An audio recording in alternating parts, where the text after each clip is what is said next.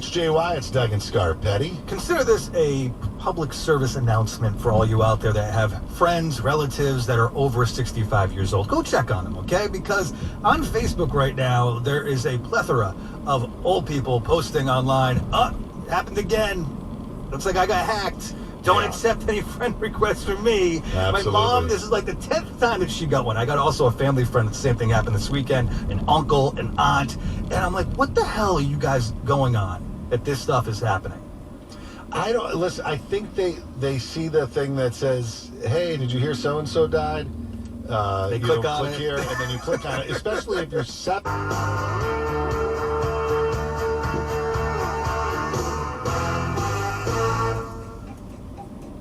The beach. 92 Pro FM.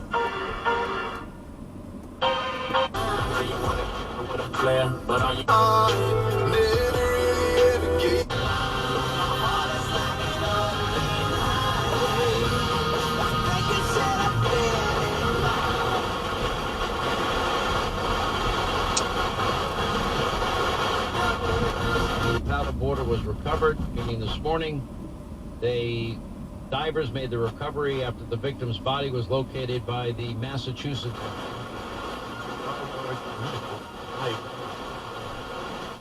As previously noted, 43-year-old male. His name is not being released at this time. They expect to release the name later today. The recovery made approximately 100 feet from shore at a depth of about 8 feet. That is not very deep. Investigation into the fatality, and just the whole thing's, it's tragic, it's sad, but it also sounds somewhat suspicious if somebody has a life jacket on. Has any of you ever, Jason, did you ever wear a life jacket? Isn't the whole purpose of it to keep you afloat? Yeah. Keep your head above water so you can breathe? Yeah, I'm just thinking that 8 feet isn't a whole lot, which makes me think that the body was thrown into the water to make it appear as if it's drowned, as if the person had drowned.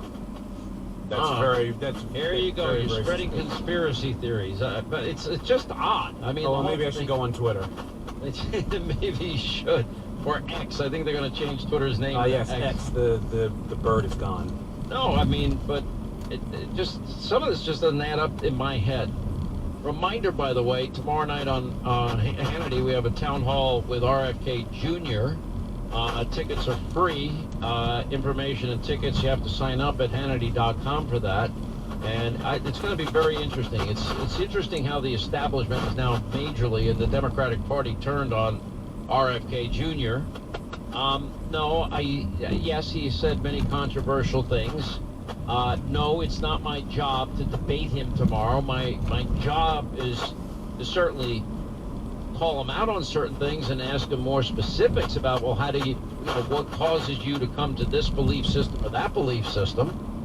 I think a lot of people in this country are disgusted at how our federal government, with emergency use authorization, puts so much pressure on the American people to get a COVID shot and another COVID shot, and to get one booster after another booster after another booster, and said if you get it that you're never going to get COVID. Lie. That never worked out. And that you'd never be infectious towards other people. Another lie. And then, of course, the whole wet market lie, when in fact it looks like U.S. taxpayer dollars were used from the NIH funding the Eco Health Alliance, and I don't believe we were told the truth about any of this stuff. And when when the pressure came on this show and on me in particular, first, Hannity, will you disclose your status? I'm like, I'm not disclosing my status because you demand it. There is something in this country called medical privacy. I know my privacy has been violated repeatedly with personal text messages revealed here, there, and everywhere, many of them completely out of context. But that's, I guess that's just something I have to live with. But do I have to live with my private medical information being pressured by media mob lunatics that think that they're playing doctor on radio and TV? I refuse to do so. I just put out information and interviewed people and gave you my thoughts on it. My thoughts were, I have known nothing about your current medical condition, your medical history, any comorbidities you may have, any existing conditions you may have, and I'm not a doctor. I'm not qualified to give you that type of medical advice. I said take it seriously. I said that from the beginning. And then when we interviewed the guy that even Dr. Robert Malone, who came up with the technology that allowed for the creation of these new mRNA vaccinations, and he says on our show that it's not been perfected. However, he felt it was the right thing to do for people 65 and older, or people with comorbidities or pre-existing conditions, but not for younger people. And then he was excoriated in an interview he did with Joe Rogan, stuff he had said on this show.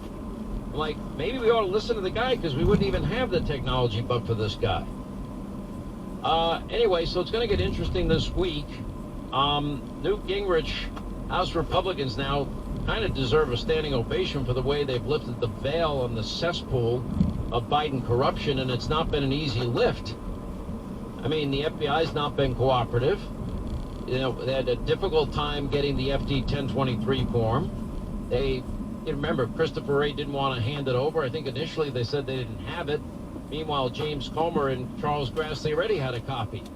But they wanted to go through the proper procedure to get it from the FBI. Anyway, so they were not forthcoming. Then we finally say, okay, we'll let you see it in redacted form. And then finally, we'll let members see it in a SCIF, in a private, secure area. And now it's all out there for all of us to see. And, it just reeks of a cover-up. And except for the few, people like Comer and Jim Jordan and their committees in the House, and people like Ted Cruz and Josh Hawley and Tom Cotton and Marsha Blackburn, Lindsey Graham has been very good on this. GOP leaders, they seem to be perfectly happy to look the other way on these issues involving the Biden family and the monies made from these foreign adversaries. Newt Gingrich, by the way, believes that there could be, quote, a criminal family sitting in the White House following this recent release of the FBI informant file. Remember, this is a credible FBI informant. Confidential human source. The confidential human source is the former CEO of Burisma.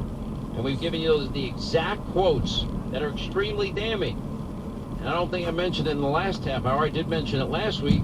And he claims for protection he has 17 tapes, 2 of which are conversations with Joe Biden, the big guy himself.